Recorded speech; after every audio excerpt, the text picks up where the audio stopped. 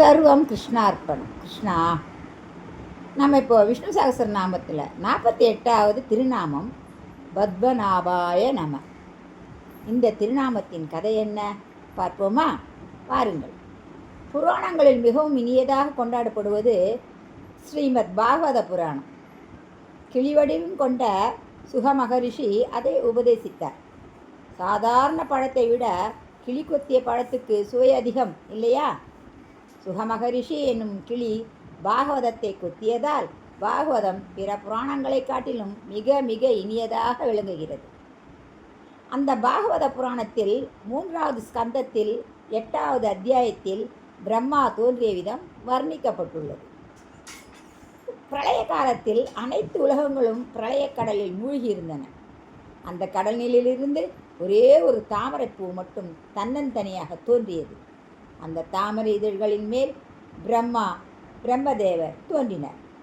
அருகில் யாரேனும் உள்ளார்களா என 4 திசைகளிலும் தேடினார்.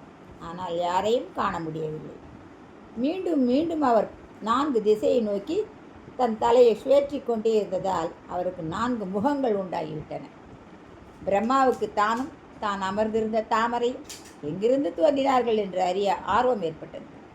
கீழே அந்த ஆதாரமும் இல்லாமல் அந்த தாமரையால் எவ்வாறு அந்தரத்தில் நிற்க முடியும் என்று சிந்தித்தார். அதனால் அதற்கு கீழே என்ன இருக்கிறது என்று அறிந்து கொள்வதற்காக தாமரை தண்டில் உள்ள துவாரத்தின் வழியாக கீழே பயணித்தார் பிரம்மா. நெடுந்தூரம் பயணித்தும் அவரால் நீண்ட தாமரை தண்டின் அடிப்பகுதியை எட்ட முடியவில்லை. அப்போது இலையனைத்தையும் ஒரு தெய்வீக சக்தியே இயக்குகிறது. இவை எல்லாற்றையுமே அதனிடம் அடைக்கலம் புகுவதன்றி உள்ளத்தில் எழும் புதிர்களை தீர்க்க வேறு வழியில்லையே என்று அவர் தன் மூச்சை அடக்கி உள்ளத்தை கண்ணுக்கு தெரியாத அந்த சக்தியிடம் செலுத்தி தியானம் பிரார்த்தனை செய்ய ஆரம்பித்தார். 100 வருடங்களாகிவிட்டன. திடீரென்று ஒரு நாள் பிரம்மாவுக்கு ஞானோதயம் உண்டானது. அவருக்கு ஒரு தெய்வீக காட்சி தெரிந்தது. ஆதிசேஷன் மேல் மரகதமலை போல திருமால் சயனித்திருந்தார். அவரது நாபியிலிருந்து ஒரு தாமரைத்தண்டு எழுந்து வருவதையும் அதன் உச்சியில் உள்ள தாமரை பூவில் தான் அமர்ந்திருப்பதையும் அவர் கண்டார். ஓ பத்மநாபா என்று திருமாலை அழைத்தார்.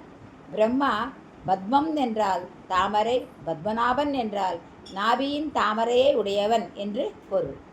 பத்மநாகியாக திருமால், பிரம்மதேவரே, பிரளய கடலிலுள்ளே தாமரை தண்டுக்கு ஆதாரமாக இருப்பவன் நான் தான்.